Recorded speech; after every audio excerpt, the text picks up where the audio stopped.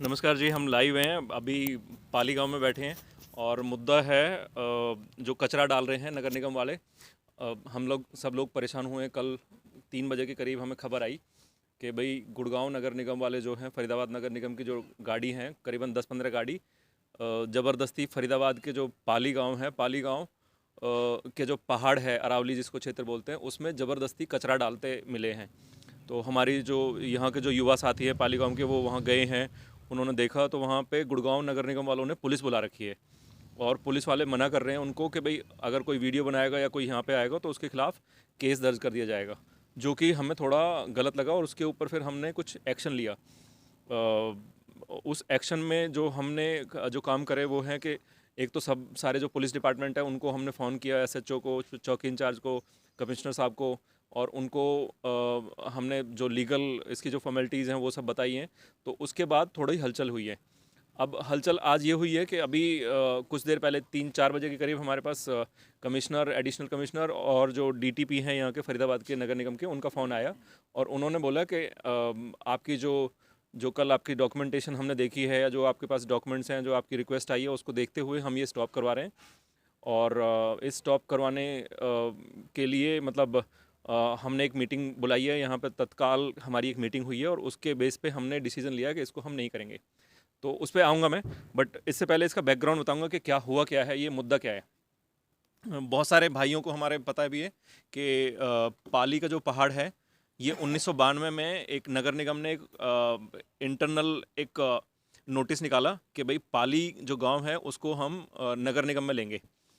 तो उस टाइम शायद पढ़े लिखे नहीं हैं हम, उतने समझदारी नहीं ही, या फिर कुछ ऐसे लोग थे जो गांव के जो सरपंच लगा लो, जो मतलब जो बड़े लोग जो थे, उनके साथ उन्होंने कुछ ऐसे कुछ बातचीत करके और उनसे वो लिखवा लिया कि भाई पाली गांव को नगर निगम में लाया जाए।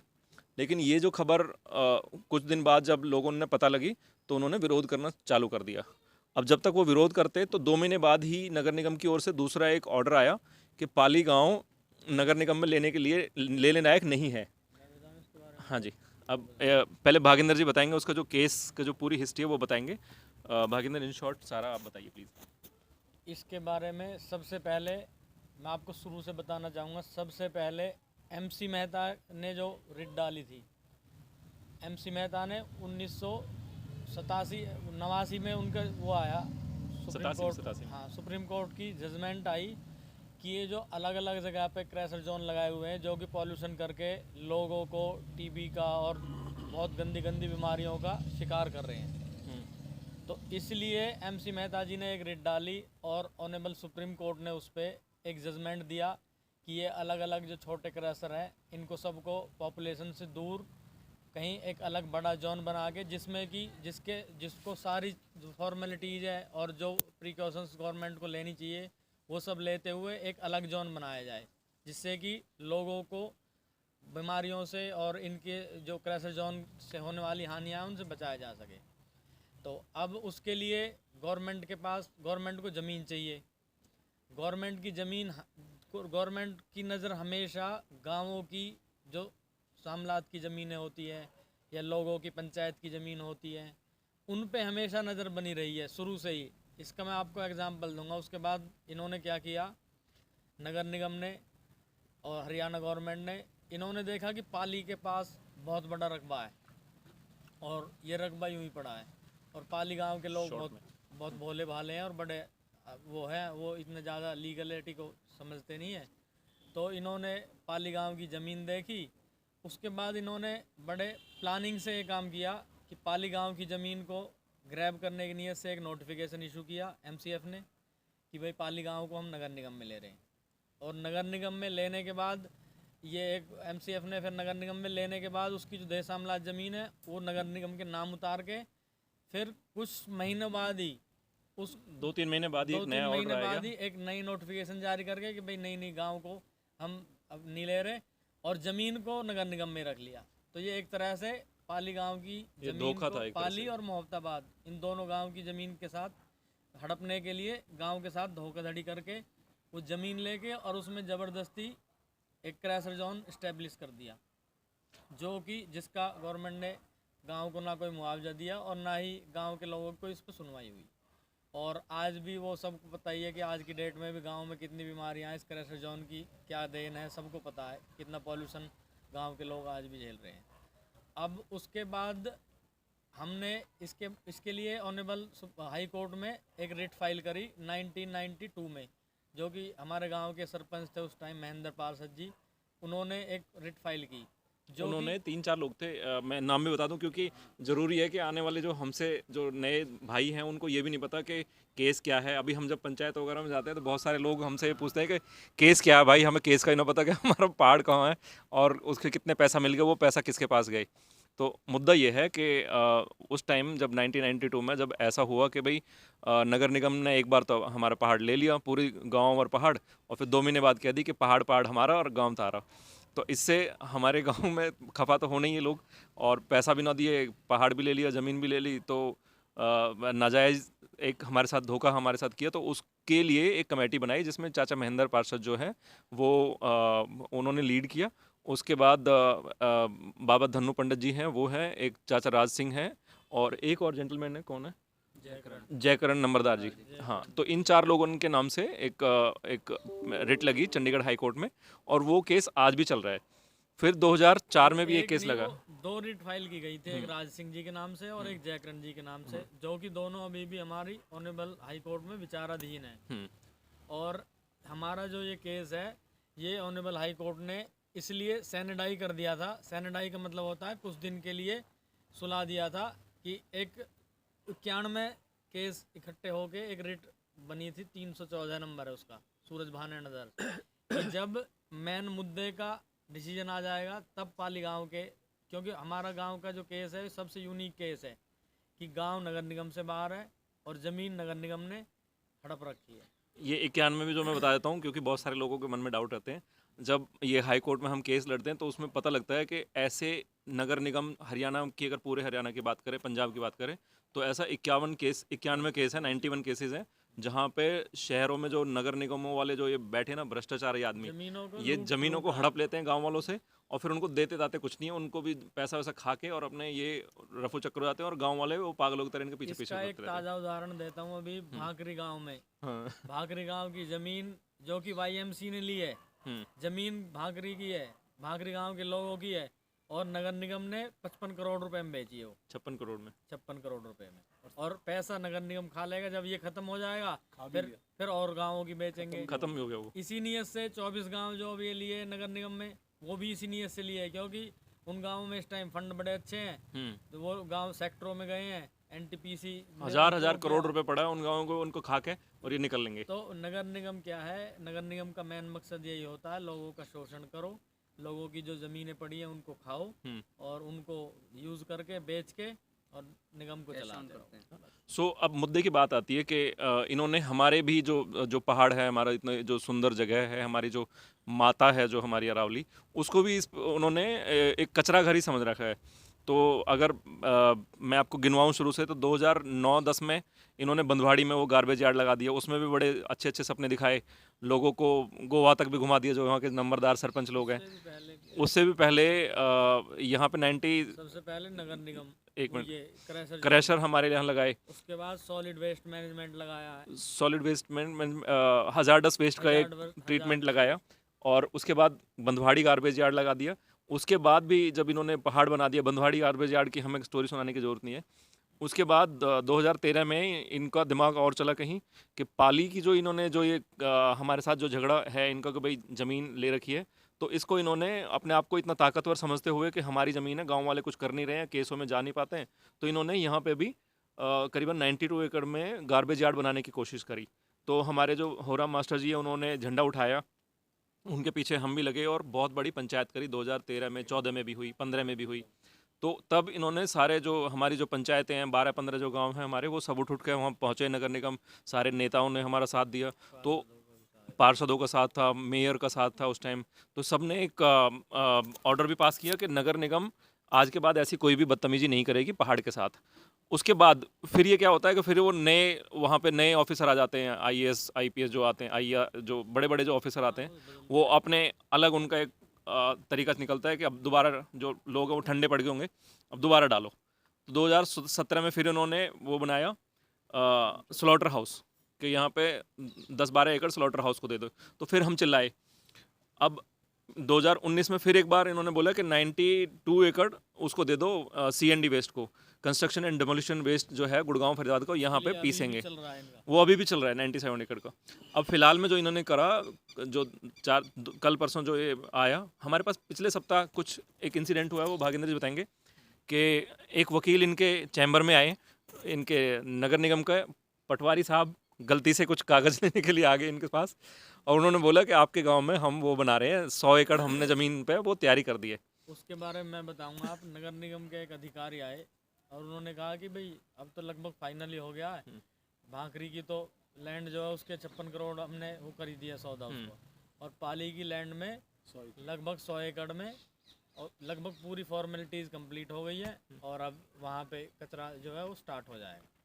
तो मैंने उनको कहा कि जी आप पाली गांव की में केस कर सकते हो, वहाँ तो केस चल रहा है।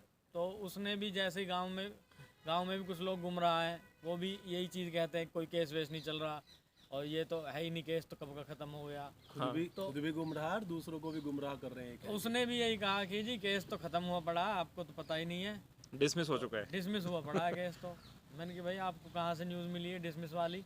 हम तो इस केस को देख रहे हैं, हम तो तारीख को भी गए हैं, हर एक तारीख अटेंड की है।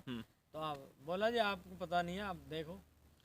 फिर मैंने उनकी आंख खोलते हुए तुरंत इंटरनेट पे से केस का जो स्टेटस है, करंट स्टेटस, वो इनको दिया और उनसे बोला कि इस तरह की कोई भी हिमाकत पाली गांव में या मोहताबाद में आपको नहीं करनी चाहिए, और अगर करोगे तो अधिकारियों के खिलाफ कंटेम्प्ट ऑफ कोर्ट बनाई जाएगी। तब उससे वो थोड़े से घबराए, और उसको लेके उन्होंने थोड़ी बहुत कोई मीटिंग भी की थी नगर निगम में। हम लेकिन मीटिंग करी है, लेकिन उससे कुछ फ़ायदा नहीं हुआ। इन्होंने क्या करा और कि इन्होंने कचरा डालना स्टार्ट ही कर दिया है। उसका भी इंटरनल स्टोरी ये है कि 17 तारीख को 18 तारीख को गुड़गांव में महेश दायमा जी, हमारे भाई जो नगर निगम के वहाँ काउंसलर हैं गुड़गांव के, उन्होंने बहुत ज़ोर शोर से एक मुद्दा उठाया कि बंधवाड़ी गार्बेज यार्ड में फरीदाबाद का कचरा आना बंद करें, क्योंकि हमारा अपना हम संभाल नहीं पा रहे हैं गुड़गांव का, और फरीदाबाद का और लेके तो हम दुनिया भर की बदनामी झेलें। हमारी नगर निगम इतनी बेवकूफ़ बन चुकी है, तो फरीदाबाद के लिए अलग कचरा घर बनाओ और गुड़गांव के लिए अलग कचरा घर। तो क्योंकि फरीदाबाद वालों को तो कचरा घर था नहीं इनके पास, तो इन्होंने नगर निगम फरीदाबाद के जो हमारे माशाल्लाह जो ऑफिसर हैं, इन्होंने गुड़गांव वालों को बोल दिया कि ये ज़मीन हमारी है, इस पर बना लो।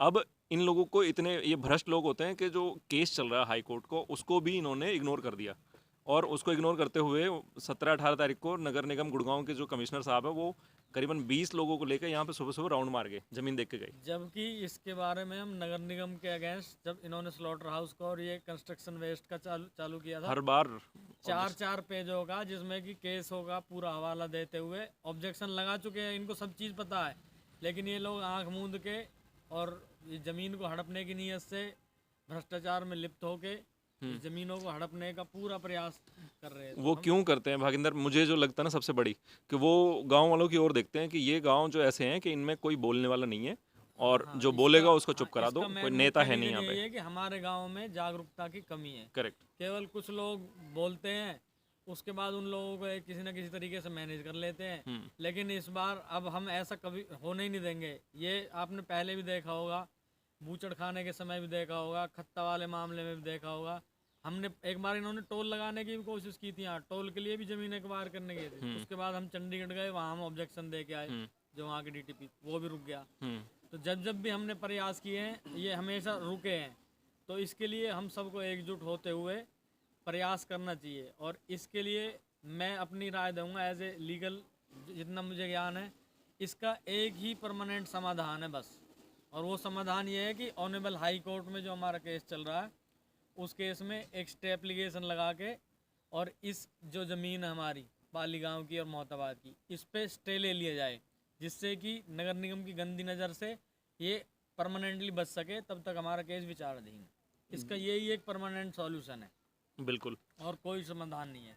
अदरवाइज हम एक चीज़ आज बचाएंगे, फिर ये दूसरी फिर लेके आएंगे, क्योंकि इनको तो रात को सपने ये दिखते हैं कि खाली गांव ज़मीन का पड़ी इतना है। पहाड़ है, पाली गांव की इतनी ज़मीन है, और ये वेस्ट पड़ी है, और ये लोग सोते रहते हैं, आप इन्हें हड़प लो। बस इनका एक ही मोटिव है। तो इस मोटिव से बचने के लिए हम सबको इकट्ठा होकर और हाई कोर्ट से स्टे का प्रबंध करना चाहिए, जिससे कि हमारी ज़मीन जो सुरक्षित बची रही। तो स्टे के बारे में मैं वकील साहब आपसे पूछना चाह रहा हूँ कि स्टे का क्या सीन है अभी, क्योंकि हमारा जो केस है ऑलरेडी रीस्टोर हो चुका है। अच्छा, केस रिस्टोरेशन के भी मैं बताता हूँ। हमारे साथ में ना पंचायत हम जब करते हैं कभी कभी, तो कुछ समझदार ऐसे तंतु निकलते हैं हमारे बीच में से, वो शोर मचाते हैं कि केस डिसमिस हो चुका है, डिसमिस हो चुका है। अब वो पता नहीं क्या खा के आते हैं, क्या पीते हैं वो, लेकिन शोर मचाने में सबसे आगे होते हैं, और वो कुछ शोर लोगों वो को बहुत हाईलाइट आगे चाहिए पहुँचता बस। है। हाँ, हाईलाइट उन्हें इसी चीज से मिल सकता है हाँ, कि आप लोग विरोध करोगे तो बस आप फेमस चमक हो जाओगे। जाओगे, चमक जाओगे। क्योंकि आदमी ध्यान किस पे देता है? जो एकदम डिफरेंट बात करता है सब उस पर ध्यान देता है कि यू भी कुछ कह रहा हो।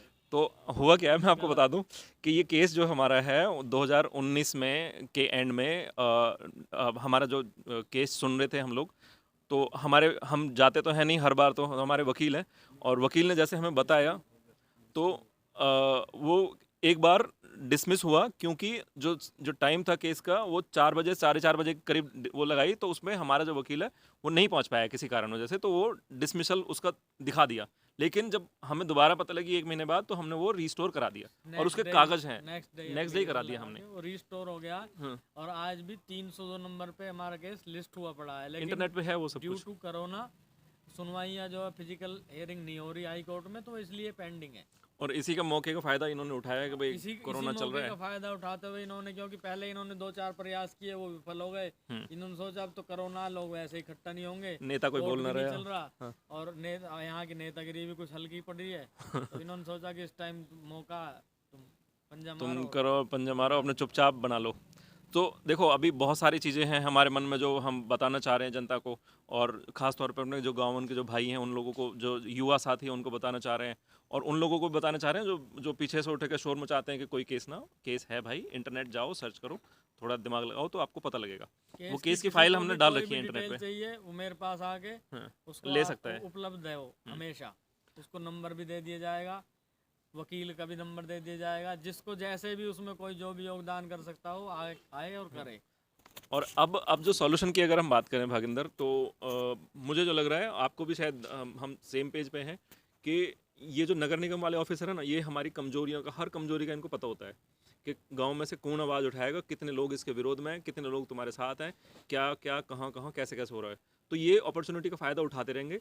जिस दिन हम चुप हो गए शोर मचाने से, या मेल डालने से, या चुप हो गए या एप्लीकेशन हमसे से कोई भी ऐसा एक गलती फेज हो गई, मिस हो गया, फेज मिस हो गया, ये उसी को कर देंगे। उसी की देन है, क्रैशर जोन लगा हुआ है। अदरवाइज अगर इसी तरह से हम सभी इकट्ठे होकर आवाज़ उठाते रहते तो क्या मजाल है क्रैशर जोन और ये लग जाते जो हैजार्ड वेस्ट है। मुद्दा कुछ और चल रहा है। मैं बताना, मतलब आप सब पूरी जनता के लिए बताना बहुत ज़रूरी है कि हमारे गांव में से कुछ ऐसे वीर हैं, शायद आप लोगों को कुछ को गलत लगे मेरी बात, कि क्रैशर जोन जब लगा ना, तब भी इन वीरों ने, जो हमारे 5-7 घर हैं, इन्होंने अपने अपने प्लॉट ले लिए सेक्टरों में, जाके चुपचाप बैठ गए, और गांव अपने क्रैशर ने ढोरा उन तक लॉलीपॉप दे दी कि जाओ क्रैशर हैं, बहुत धंधा उठाएगा, ये होएगा वो होएगा, अमीर बन जाओगे। ये विषय नहीं है इस टाइम। विषय सुनो, विषय का मैं बताता हूँ, कल की भी मैं बात बताता हूँ। हमारे यहाँ की जो गार्बेज डालने की जो परमिशन है, वो हमारे ही गांव के एक लड़के ने ली है। उसने अपने ट्रक लगाए हैं। मैं सुबह पुलिस चौकी में किसी और मुद्दे पे था, तो मुझे देख के वो भाग मैंने निकला। ये चीज़ देखी है, डंपर में बी तो लिखा हुआ था, मुझे उससे भी लगा नहीं, तो सारे था कि मैं ये नाम बता रहा हूँ, अशोक, BTC सनाप, तो नहीं है। राजवीर, कुंबा, बॉम्बा है। वो कल पुलिस चौकी में मिला, और मुझे देख के मैंने कॉपी बंद करी और वहाँ से निकल लिया। तो मैं चौकी इंचार्ज साहब वहाँ बैठे रहे, तो उनसे पूछ रहा हूँ मैं, भाई ये भागे क्यों मुझे देख के? कह रहे कुछ नहीं वो है। फिर दोपहर को पता लगा यार, कि ये तो कोई वो नहीं, ये है भाई, ये गलती है। ये है, गलती तो है, लेकिन उसमें राजवीर नहीं लेता तो कोई और लेता उसे तो। अरे अपने गांव कितना लेते, कम से कम बता तो देते कि भाई ऐसे हो रहा है। उन्हें अवेयर रहना मतलब चाहिए, हमारी संपत्ति है। सभ्यता बदलने की बात है। आपको गांव कुछ को उसके लिए, आप सोचो ना कि तुगलकाबाद बनाया जिस आदमी ने, आज पूरा तुगलकाबाद उस आदमी के लिए रो होगा जिसने तुगलकाबाद में ये परमिशन ली थी, या उन लोगों के लिए रोता होगा कि जिन लोगों ने उन लोगों को परमिट किया, नगर निगम को। हाँ, इतिहास तो उसका गाजीपुर हमेशा में उन लोगों के लिए लोग हाय हाय करते होंगे, जो वहाँ के सरपंच नंबरदार जो करके गए। आज एक आदमी जाके पुलिस में परमिशन ले रहा और नगर निगम को एश्योर करके गया कि यहाँ कोई दिक्कत नहीं है, गाँव सारा शांत बैठा है। तो ये ना, मतलब इन चीज़ों से भी बचना पड़ेगा हमें। अब मैं इस पे थोड़ा सा एक छोटी सी चीज़ें क्लियर करूँगा। 2004 मैं ये बताऊंगा कि स्टे के क्या चांसेज है और क्या रेमेडी क्या है हमारे पास, लीगल रेमेडी क्या है। लीगल रेमेडी हमारे पास 2004 में जो राज सिंह वाला केस डाला है ना, ये भी दूसरा केस इसीलिए डालना पड़ा था।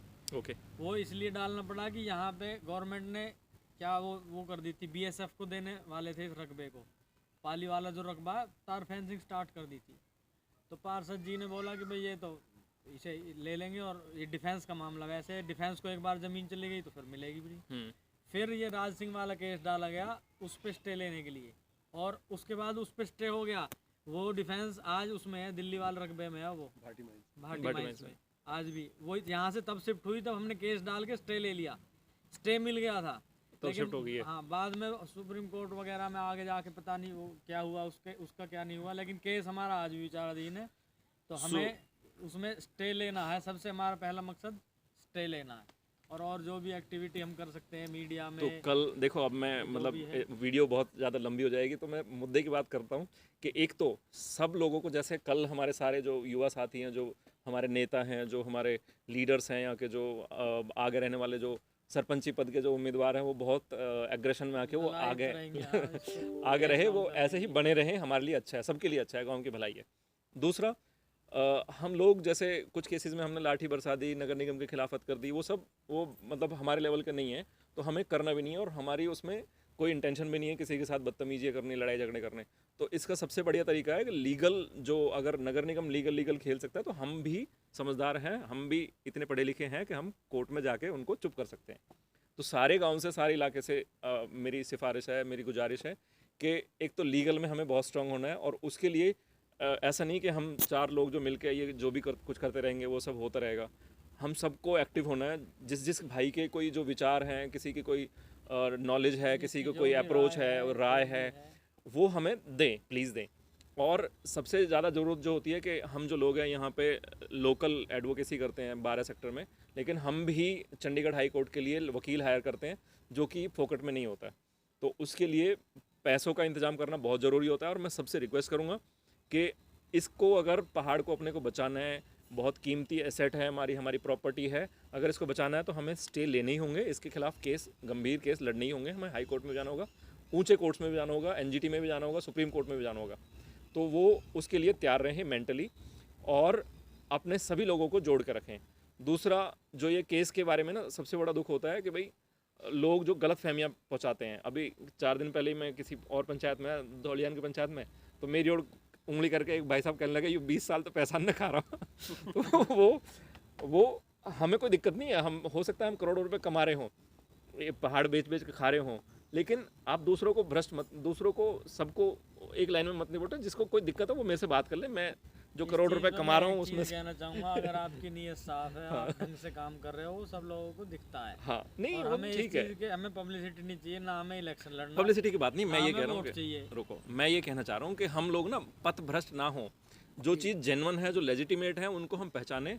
मैं अपने जो सारे जो गांव के युवा साथी हैं उनको भी बताना चाह रहा हूँ कि जो सच्चाई है, उस सच्चाई को जाने समझें, और इस जो ये मुहिम है इसमें साथ दें, हमारा सबका साथ है, तभी हम आगे बढ़ पाएंगे। और बाकी हम लोग कल सुबह पंचायत कर ही रहे हैं, तो उसमें सब लोग आएँ, माताएं बहनें खास तौर पर रहें, क्योंकि जहाँ पे महिला समाज अगर दिखाई देता है, तो कोई भी सरकार उनके अगेंस्ट एक्शन लेने में या कोई एक्टिविटी करने में बहुत मतलब कठिनाई समझती है। तो मैं सबसे रिक्वेस्ट करूँगा कि माताएं बहनें सब आगे आएँ, और युवा वर्ग सबसे आगे रहे, कोई भी इलीगल एक्टिविटी ना करे। और युवा वर्ग से, क्योंकि अब जिम्मेदारी आपको लेनी है, आगे आपको संभालना है। और ये जहाँ तक मेरा ख्याल है, लगभग सभी युवा इतने तो जागरूक और इतने एजुकेशन तो उनके अंदर है, वो इन चीज़ों को बेहतर समझ सकते हैं। बिल्कुल, तो वो ज़्यादा से ज़्यादा पार्टिसिपेट करें और पंचायत करके अपनी ज़मीन को बचाएं। बिल्कुल, समाप्त करेंगे ये वीडियो, काफ़ी सारा ज्ञान दे दिया। और एक अपील उन भाइयों से भी कर दो जो रोजी रोटी की तलाश में ऐसे रोजगार ढूंढ के लाते हैं, जो अपने डंपरों और हाईवा सबसे कहना चाहूँगा, रोजी रोटी जरूर कमाओ, लेकिन बड़े ऐसे अच्छे गलत उससे तरीकों कराओ, लेकिन गलत साधनों से कभी भी मत कमाओ। गलत साधनों से रोटी कमाने से बढ़िया है कि कुछ दिन भूखे रहो, बेशक 2 दिन व्रत रख लो, कोई दिक्कत नहीं है। लेकिन आपका बोया हुआ जब तक आपका कोई भी कार्य है, आपके पर्यावरण को, आपकी ज़मीन को, आपके जहन को अगर वो दूषित करता है, तो मैं समझता हूँ वो कमाई का कोई फ़ायदा नहीं है। आने वाले टाइम में वो कमाई सेधेगी आपकी आने वाली पीढ़ियों को। इसलिए सीधे की क्या, आपको क्या पीड़ित करेगी, वो तो पूरे गांव की पूरी सभ्यता को खत्म कर देगी। और वो हर एक आदमी के दिल से हाय निकलती है कि इसका जो भी कारण रहे हो। मैं मतलब सभी से हम लोग यही रिक्वेस्ट करेंगे कि ऐसे कोई भी धंधे ना ढूंढें, और बाकी लोगों से बोल रहा हूँ कि अगर ऐसा कोई आदमी मिलता भी आपको ऐसे उल्टे सीधे धंधे लाने वाला, ढूंढने वाला, तो उसको भी रोकें, प्यार से समझाएं। धन्यवाद करूँगा आप सबका हमारे साथ जुड़े रहने का, और सहयोग करें सब भाई एक साथ आए। कोई क्वेश्चन हो, किसी के माइंड में कुछ चल रहा हो, तो आप हमारा नंबर लगभग सभी के पास है, वो आप हमसे कांटेक्ट कर सकते हैं। धन्यवाद।